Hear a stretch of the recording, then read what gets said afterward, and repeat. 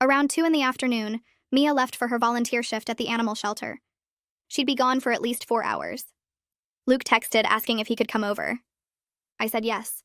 He showed up 20 minutes later looking tired but more put together than he had at breakfast. We sat on the couch in the living room, the same couch where he used to sit next to Mia while I took the armchair. He started talking before I could.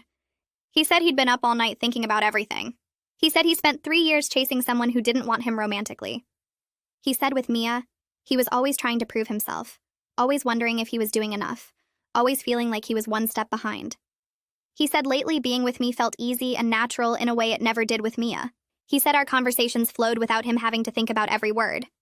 He said he looked forward to my texts more than hers. He said maybe that meant his feelings for Mia were about the idea of her, not the real person. I asked if he was sure or if he was just trying to make the best of a bad situation. He said he didn't know for certain, but he wanted to try. He said we could date for real and see what happened. He said if it didn't work out, at least we'd know. I felt like I should confess everything right then. I should tell him about my plan to position myself closer to him, about how I'd deliberately chosen the show he liked, about how I'd pushed him to reveal his feelings knowing it might blow up in exactly this way. But I didn't. I said okay. I said we could try. He leaned over and kissed me. It was soft and careful, and it made my whole body feel warm. But underneath the warmth was this cold feeling like I was getting everything I wanted through lies. He left an hour later after we'd talked about logistics and how to handle things with Mia. When the door closed behind him, I sat on the couch alone wondering if I was a terrible person. The next few days were weird. Mia kept asking questions about me and Luke that I didn't know how to answer. She wanted to know if we'd kissed yet, if we were making things official, if we were going to tell people.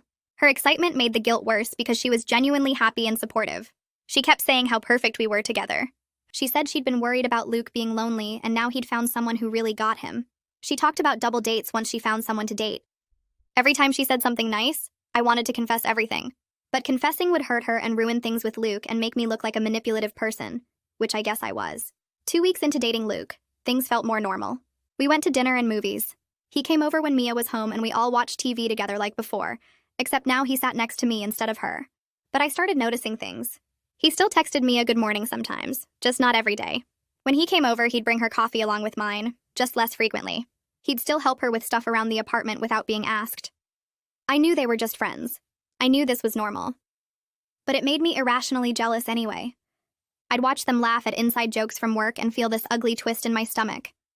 I hated that I was turning into the insecure girlfriend who couldn't handle her boyfriend having female friends, especially when that female friend was my own sister. Then Mia started dating someone. She came home from the gym one day talking about Isla Chapman, who'd asked her out. Suddenly Mia was going on dates 3 times a week and coming home giddy, texting constantly, talking about Isla like she'd discovered something amazing. I felt relieved that she was distracted and wouldn't notice if things with Luke were weird. But I also felt guilty that I was relieved. What kind of person was I that my first reaction to my sister's happiness was relief that she wouldn't be paying attention to my relationship drama? Luke texted me on Thursday afternoon saying something came up and he had to cancel our dinner plans. I stared at my phone sitting on the couch where we'd made out the night before. I texted back asking what happened. He said Mia needed help moving furniture for a surprise she was planning for Isla. The words made my stomach twist. I typed and deleted 3 different responses before settling on asking if he could come over after. He said it would probably be late and he didn't want to wake me. I threw my phone on the couch cushion and went to my room. An hour later, I heard Luke's voice in the living room talking to Mia about where to put the bookshelf. I stayed in my room with the door closed, listening to them laugh while they rearranged furniture. When I finally came out to get water, Luke smiled at me like everything was normal. I asked if he was staying for dinner since he was already here.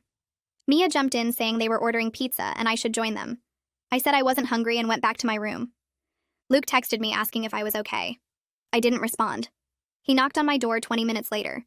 I opened it and he stood there looking confused. I asked why he canceled our plans to help Mia move furniture. He said she asked him this morning and it was important. I pointed out that our dinner reservation was made 3 days ago. He got this defensive look and said Mia was his best friend and sometimes she needed help. I asked if he was always going to drop everything for her. He stepped back like I'd slapped him. He said that wasn't fair and I knew how important their friendship was. I told him it felt like he was still prioritizing her over me. He ran his hand through his hair and said he couldn't believe we were having this conversation. He reminded me that Mia was there first and she'd always be in his life. I said I wasn't asking him to cut her out.